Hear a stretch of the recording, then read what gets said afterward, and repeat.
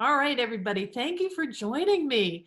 I'm here today with Sarah Kerr, PhD. She is a death doula and ritual healing practitioner. Wow, and I love all this. And so how did I find Sarah? I mean, I've been following her, kind of cyber stalking her for almost a year now, because I had my own journey with death and with a death doula. And I was so impressed with it. A dear friend of mine was passing, and in her passing, we were in Colorado, and she asked me to be her shaman and help her spirit to transition. And she also had a death doula there and a green funeral practitioner. And working with the death doula, I thought, oh my gosh, I want to do that too.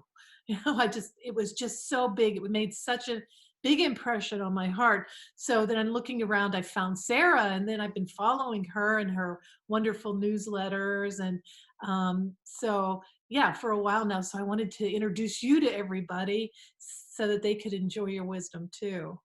Well, So, it's lovely to be here. I was so excited when you reached out, and it's been great to connect. so tell us a little bit about you. I mean, the PhD and the work you do, and just, yeah. That's a big question. Well, I practice in Calgary, Alberta. I've been in practice since about 2012, more or less, Mm, which is pretty close to when I graduated just earlier that year. I went to school in San Francisco at the California Institute of Integral Studies and did my doctorate on transformative learning, uh-huh. which is really about how we become different by learning, how we become more capable, more resilient, more expanded, more able to hold more complex ideas. Mm. And when I started, I had no idea that death was where it's going to take me. But really, we are so lacking in an understanding of death that we need to learn to be able to hold it in bigger, healthier, more resilient ways. So I did my research on my own experience of a pretty profound energetic opening and transformative, I don't know, getting put through the ringer by the spirits, really. And the title of my dissertation is Dreams, Rituals, and the Creation of Sacred Objects, I a love contemporary Western shamanic initiation. Oh, I love it. And so it was framing what happened to me. It took me 10 years to write it. And, and finding a way to frame what happened to me in terms of archetypal shamanic practices. I'm not indigenous. I'm a white woman. It's a long way since my ancestors have been there, but there is a universal archetype that I think moved through me. I really feel that's what happened. So that's sort of how I got into this. And then I popped out in the process. My father had a stroke. That really impacted me. I realized I was just lacking all sorts of knowledge about mortality, and came out and thought, oh yeah, I'd been involved in social justice work before. This felt like a real kind of social healing our relationship around death. Yes, yeah. Well, and I had mentioned to you my own experience with my Yes. 27-year-old son and having an overdose from heroin at 27. And it was just a party thing, right?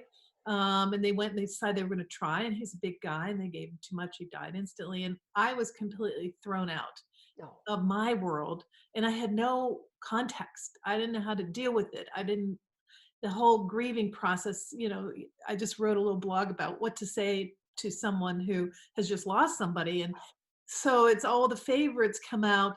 It'll be okay. I don't think so. Time will heal. Really? How do you know that? So you just kind of sit there as this grieving person and yet analyzing um, all these things that people say. And so yeah, I got thrown out too, and I went on sold everything, retired from a job as a federal judge in Washington D.C., and went on a 2.5-year world tour looking to find meaning in this grieving and dying process. So yeah, so we both had like traumatic Mhm. openings, I Yeah. guess. Yeah. In Elizabeth Lesser's words, broken open. I love Yes. the book, and I love Elizabeth. She's a great, great woman.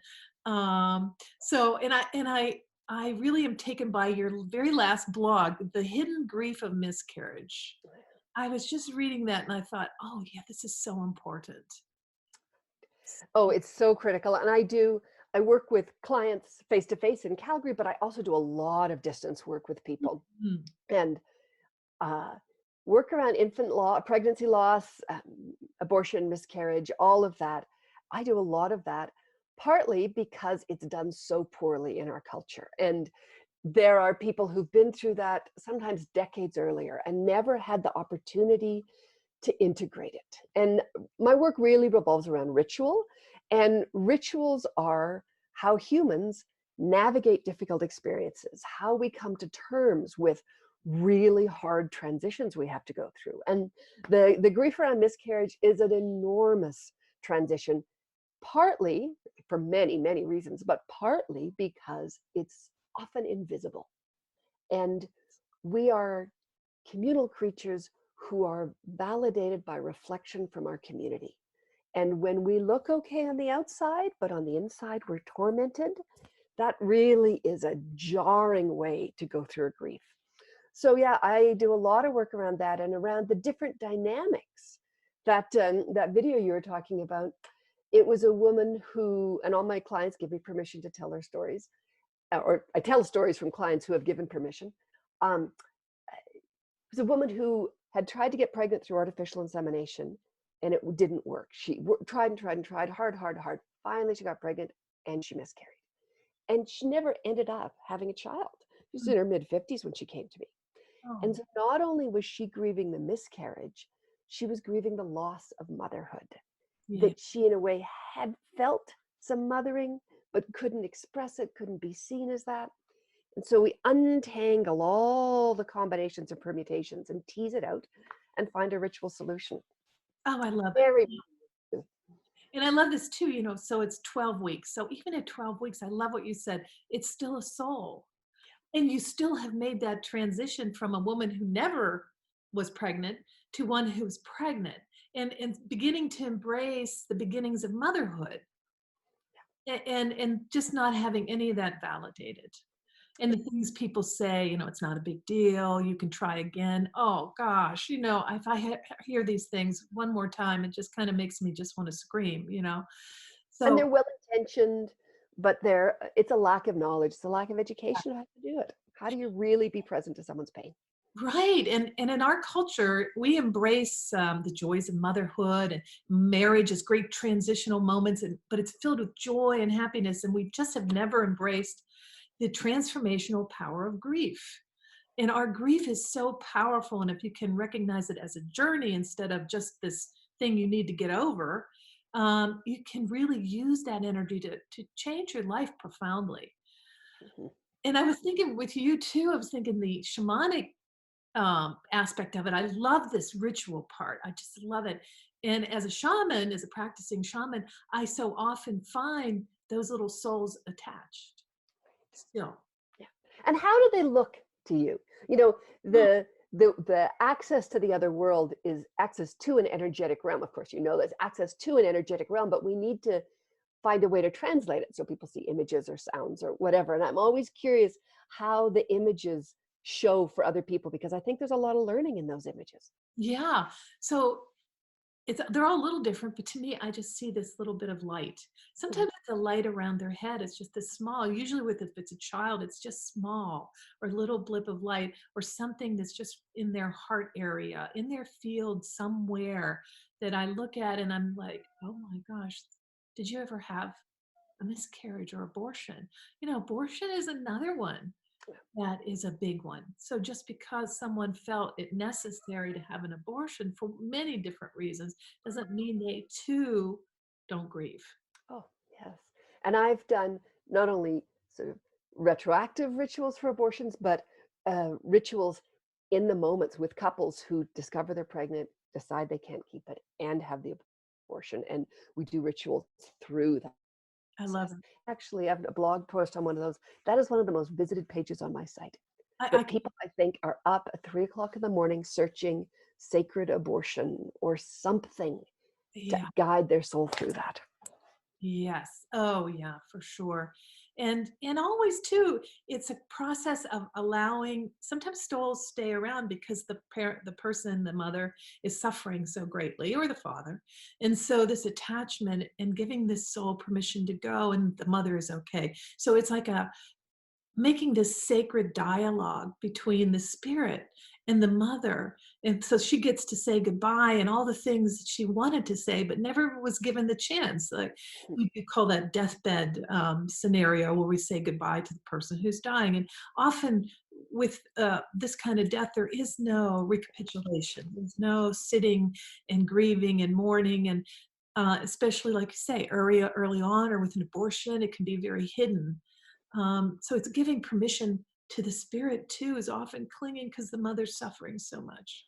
And Yes. so both parties get freed, and then shamanically we can help them, the spirit, go to the upper world where they won't really want to go. They don't want to be stuck in this realm, but they get stuck. And of course, I'm sure you find this too, but I'd love to hear about it. It not only shifts things for the parents and the child, but it shifts things in the whole family system, Yes, because these two family lines have come together for whatever reason the pregnancy resulted, right. any reason at all. Those two family lines have come together and a child has been produced. There are links that are unbreakable now built into that.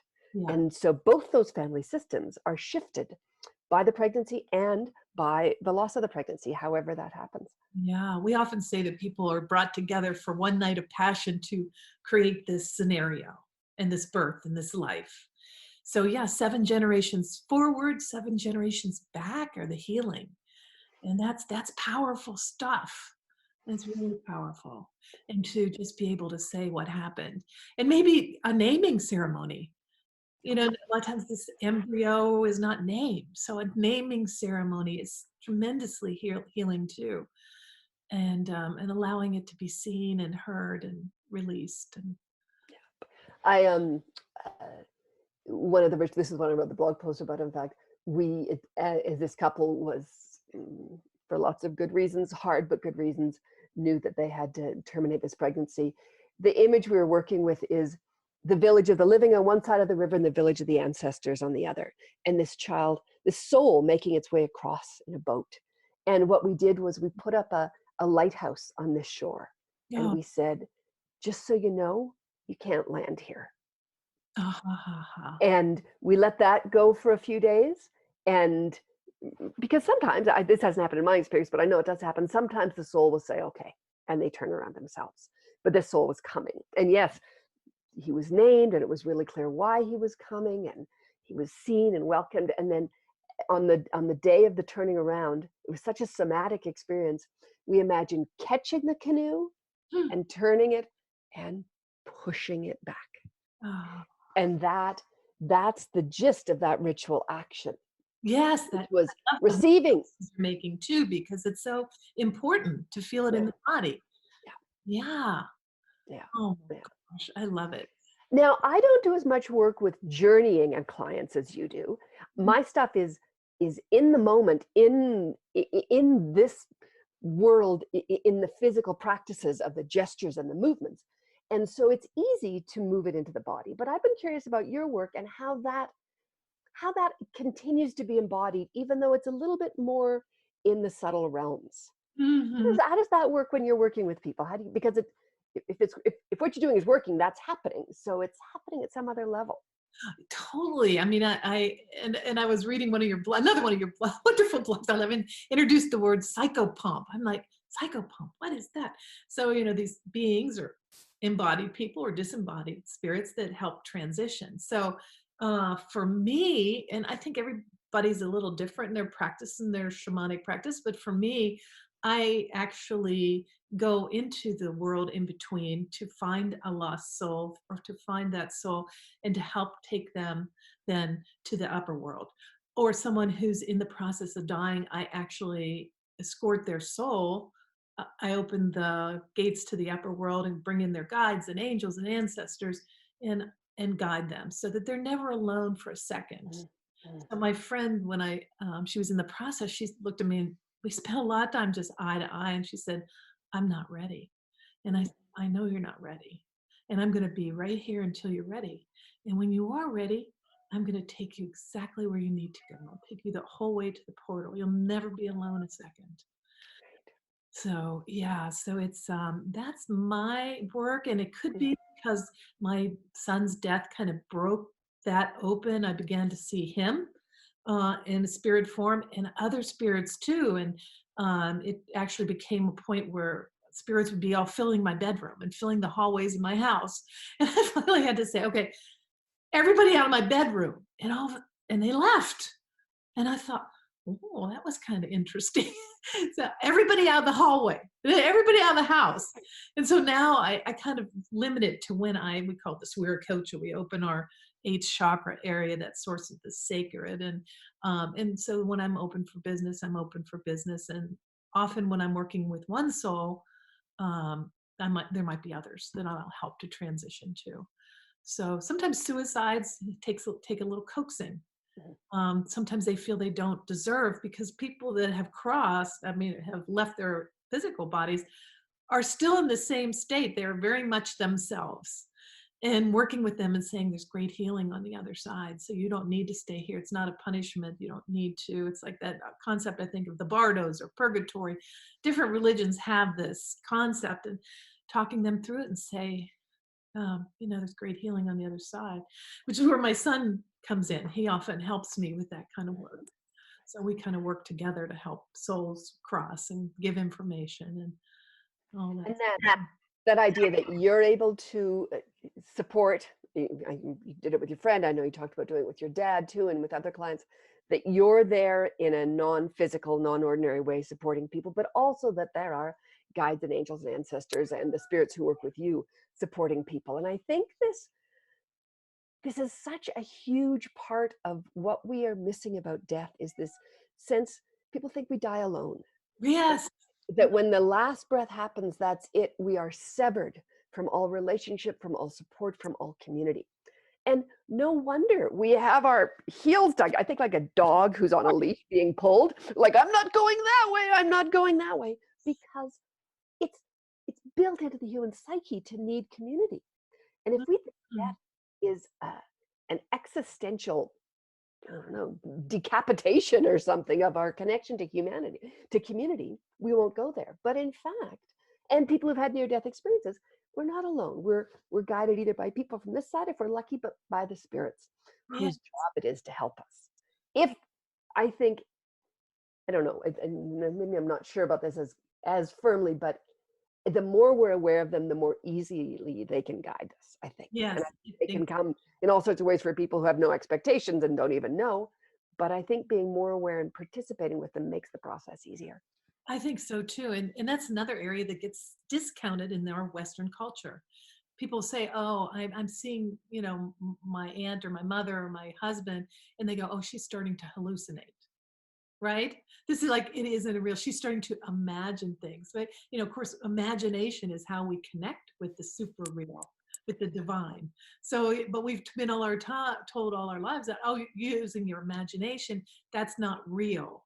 Well, imagination is just as real, right? So, yeah, so a lot of times we put a lot of stress on ourselves and the people around us because of the words we say. Words are so important. In the beginning, there was the word, and it's the in breath and out breath, and we have to breathe in and out to speak. And the words are so important. So we see these words like, it's not a big deal, it's time to get over it, she's hallucinating. And so we shut down our access to the divine. You know, So, for people who are curious about this, there's a fantastic book called Words at the Threshold, written ah, by a woman named Lisa Smart, who's a linguist. And at her father's death, and then she began gathering more data about it, she tracks the words that dying people say. mm, And Raymond Moody is involved in this work too, coined the term near-death experiences. He's a real grandfather in the movement.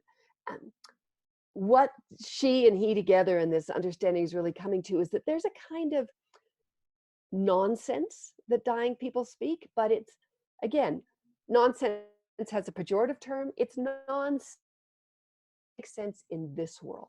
But they're starting to align with the other world where the rules are different and where it does make sense.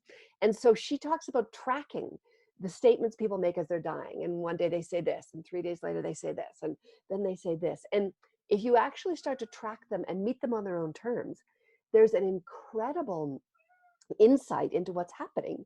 And often the beings who are coming to get them start showing up and they see them. It's different than hallucination, and it's different than than making things up. It's seeing things in a different way. And that book has really helped a lot of my clients. It's short and just a great read. Yeah. And also in my experience, it doesn't matter if it's a long drawn out death or an accident, a sudden death. There's time in the other realm is not this time. So it's not like the person died and nobody knew and so they're all alone waiting. No, they know and they're there. They're right there. They're not alone. Yeah. The image I have is it's like pregnancy. It takes 9 months for a child to get cooked enough to arrive here. And we see them arrive. Now we see the growing belly, but I think on the other side, there's some version of that where there's a kind of gestational process happening where people are starting to prepare for this death, even if we don't know it. Yes. I agree with you completely. But They're but I they're waiting. and it gives great comfort to people because a lot of times I know myself too. I thought, oh my gosh, my Ben, he died all alone. There was nobody there. I wasn't there. And what maybe he, but I know that from him Yeah. and from others that, yeah, no, that he was not alone for a second. So, And sometimes people who have sudden deaths actually at some level know it and they say amazing words before. mm, The couple's been married 50 years, they're both healthy. Before he goes to bed, he says, I just want you to know if I died tomorrow, you're the best thing that ever happened to me. yeah, And then he dies tomorrow. yeah, Those things are not uncommon. mm, People at some level, at a soul level, know that it's happening. yes. Yeah. Yeah, it's like one of the things we talked about is keeping a secret even from yourself. And one of the secrets is I see a tail. Yes, there's a little black cat making himself evident here. One of the secrets is, do you think that your soul knows when it's going to die? We Yeah. do.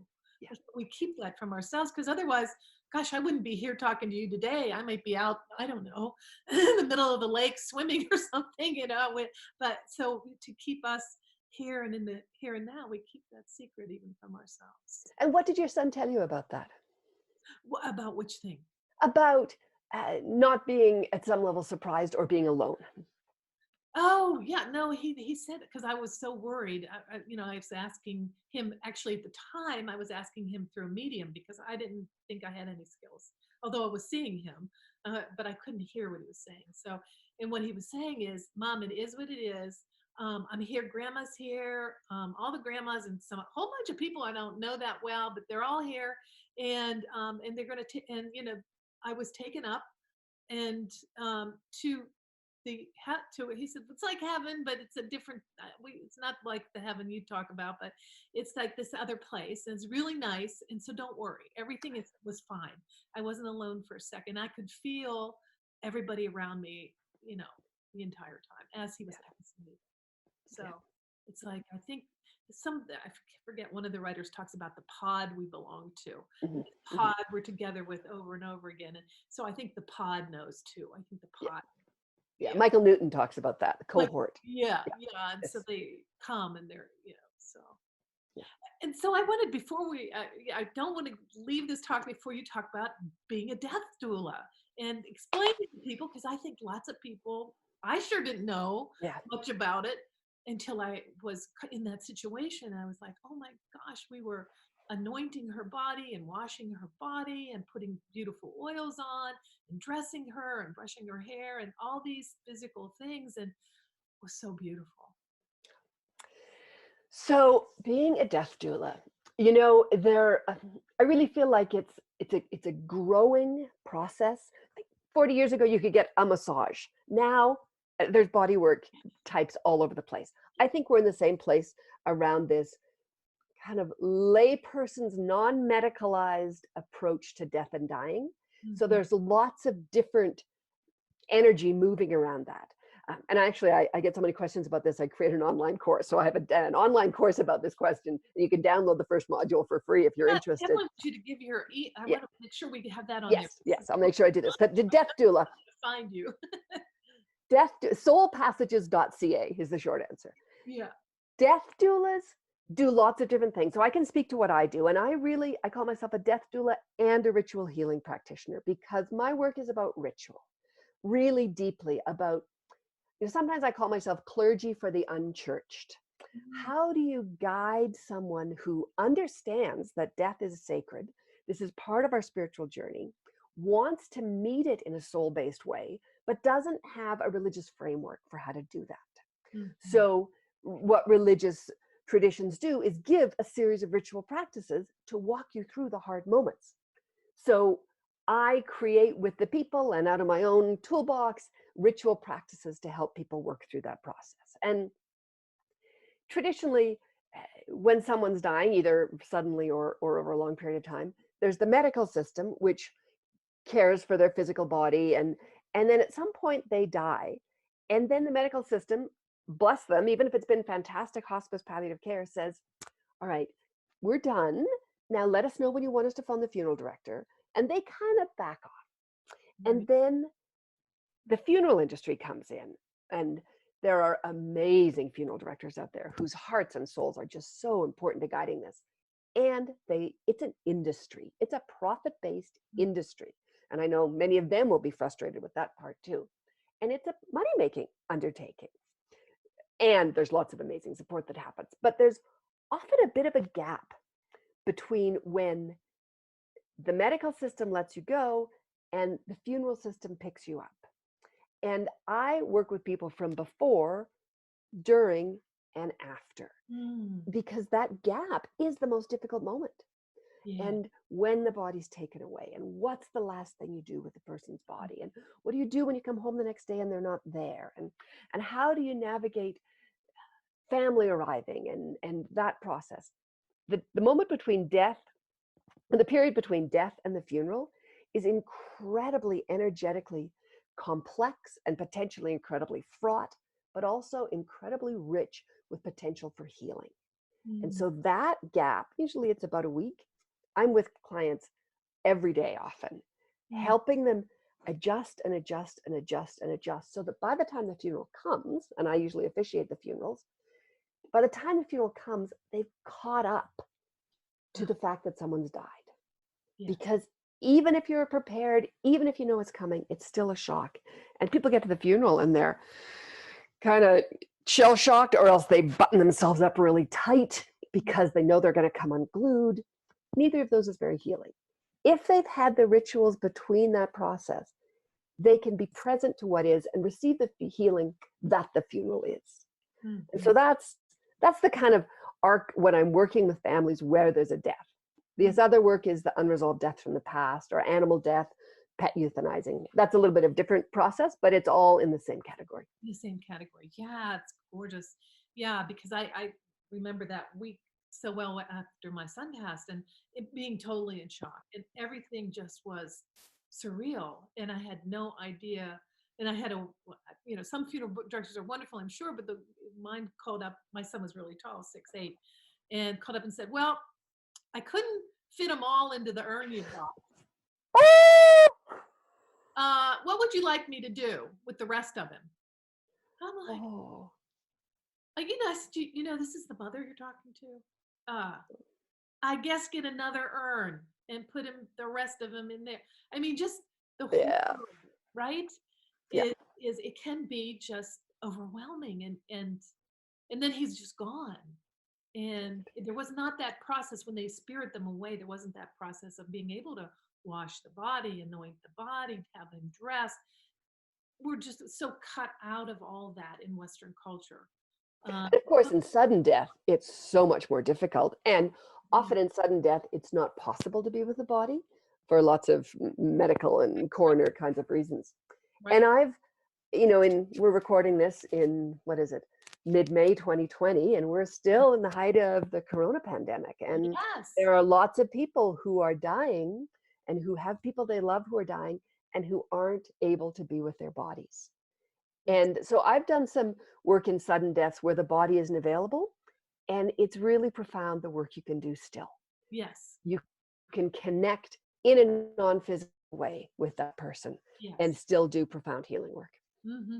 I wanted to touch on that too. So here we all are, trying to figure out in this virtual environment how to make things happen, like the deathbed scene, the funeral, all of it. But it all is possible. All the elements are there. It just takes a little more thinking strategically about how to bring people in and bring people together using the tools that we have.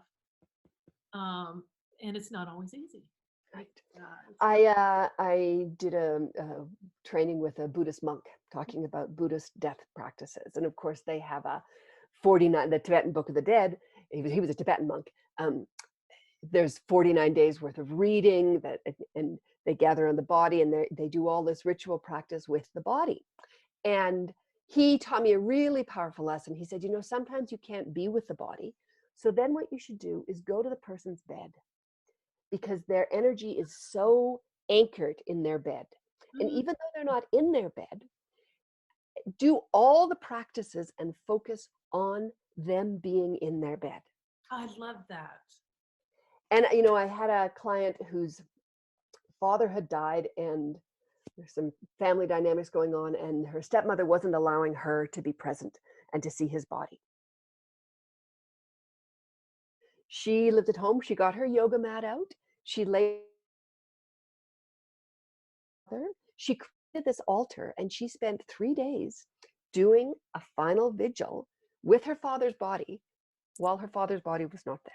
And Oh, it was profoundly healing. And so that's some of the work I think that this corona pandemic is asking us to reawaken. How to work non-physically at a distance. After death and before death, we can do that energetic work. And yeah. I know you've done lots of distance work. How are you finding that? I do all distance work. All my clients now are distance work, illuminations, extracting energies or entities, soul retrievals, all of it. The spirit work, all of it is distance work now. And I just had to dive in, right? It just happened. Like people's needs were still there, and so fortunately, I had some familiarity with the internet and Zoom and things like that. But I've definitely had to step up my game and find ways to do this and be creative and imaginative and still connect. And it's so nice here. Like I can see your face. Mhm, We can mhm. have a Zoom call where everybody you can see each other's face and um, is it exactly the same? No, but it has its own beauty and energy. But I'm definitely going to steal that page from the bed, being at their Yeah. bed. I hadn't thought about that. Mhm. That's so Yeah. beautiful. And What? of course, that can be done before someone dies too, to create an altar. I like to think of altars like, so when my dad had a stroke, about 4 months afterwards, when I just was starting to come to again, it was a really serious stroke. I had a dream, and the dream told me to make these two objects, and they were two little medicine wheels, and one was for me and one was for him. And I was living in California. He was living in southern British Columbia. One was for it to be beside his bed, and one was on my altar. And in the dream, the teaching was that these were like a tin can telephone, Oh, and that I could pour my love into my end of it here. It would travel through the ethers yeah, because they were made together and connected, and arrive for him at his bedside. love it. And the second teaching was that when he died, we needed to bury his with him, and that's how he would communicate back to me. Oh my gosh, that's lovely. I And love so there's another tool that families can use, it. Yeah. that they can, it's called sympathetic magic or correspondence magic. When you make something, or bond two things together energetically, intentionally, Yeah. and then Me. send one to one place and one to another, Oh, there's a line of connection, and they have a little tin can telephone. oh, I love it. I love it. So if someone is in a corona ward and the family's outside, that can be a process. I love it. I love it. Great tools, great tips. Oh my gosh. Well, is there anything else you think of that we ought to cover before we wrap? Well, one of the questions I had for you, Yeah. because I got your email, and your email is Judge Karen. I was like, and it took me, I didn't understand, didn't know your history. And I'm like, oh, she's a judge. That's interesting. And I know your movement into this really came through your son's death. Yeah. But I'm curious where, I mean, you were a judge. That was a core part of your essence and how you lived in the world. Yeah. So there's two parts to this question. Where what you've learned as a judge, it brings, enhances the work you do as a shaman. And then the second question is where the role of justice plays in each of those practices. Oh, interesting. Yeah. So, so as a judge, I think what I bring to shamanism is, and I think everybody has their own skills with this, but I like the clarity. I can work with people very clearly and logically, and yet it's like E equals MC squared. The shaman is been both sides. We're both energy and matter. So in matter, I can bring a lot of logic and understanding, and especially sometimes I can reach people, business people that can be very closed off, because I really get that, because I was very closed off. I had no spiritual practice, and I thought anybody that did was probably a little, dead is dead, is what I thought, right? So, and Mhm. this cracked me open in a big way. So logic, and yet I'm dancing on the other side at the same time. And then what was the other side question? How justice plays a role in both those processes. Oh, justice. Yeah. So it's, balance. It's always balance. Like, what do people want? What do they think they want? And what is the bigger picture? And Mhm. trying to bring them into balance. So many of us are really out of balance in our lives, and feel very stuck and frustrated because our whole focus is over here on, keeping up appearances, keeping up with the Joneses, whatever you want to call it, keeping our children over scheduled. We're all doing this, and we know that we're stuck, and we know that there's more. So opening that door to the other side, and so people can be in balance. So yeah, that I think that's probably the biggest part of justice for me. You Um, know, as I see you describing it, you have your hands going back and forth like this, and I see two things. I see the archetypal figure of justice holding the scale, yes. right? The balance of individual and collective, all those things that need to come into balance. But then I also see the image of the shaman with one foot in each world, and that in both the judge and the shaman, that there's it's what you're saying in justice, that there's a and to hold two sometimes paradoxical and sometimes conflicting pieces of information Yeah. and still find a single path, healing path through. And so Yeah. it's interesting how I had never thought about that before, how both of them have this back and forth uh, Yeah. bridging approach. So it doesn't surprise me that you're good at what you do because you've had a lot of training in it in a different context. In a different context. Yeah. Yeah. But they merge. And now I was just saying, I kind of put all the shamanism behind me. I mean, all the judge things behind I vision quested with the Lakota, and I put my robe, I burned it in the vision quest fire, really closing that door energetically. And I've come kind of full circle with kind of the hero's journey, bringing home the gifts. And so now I'm reapplying for my law license so that I can do work in other ways, volunteer work with juveniles, work with indigent people. So it's sort of now I can combine that without feeling I'm going to like same song, second same verse, without Yeah. going back to what it was. I can create something new and different and use those skills actually in this physical realm to help people in a different way, part of the service element. And I'm guessing, I don't know if it's true, but this would be my guess or my intuition around this, is that one of the reasons you're able to come back to it is because you were so ritually intentional about saying goodbye to the first verse, Yes. right? That closing and burning ceremonially with honor, this part of my life, that door closes. I leave that room. Yes. Then I can walk into the next. And then I bring with me the most powerful gifts from that, but Ye- they're kind of clean and integrated because I'm not still tangled up back there. And then you can walk into the next phase because you're clean with the past and you still carry its gifts into the future and going back to apply for a law license again. That's really beautiful. Mhm. Yeah. And when the Lakota elders, was saying, well, here I am applying again. She said, well, we all knew that you would. You were going to bring this back and combine everything in a special way. We were just waiting for you to catch up. Okay. Beautiful, beautiful, beautiful. I want to thank you so much for spending this time with me. And for sure, I'm going to put your information on when I post this, because I know people are going to really want to be able to talk to you and reach out to you. And Thank you.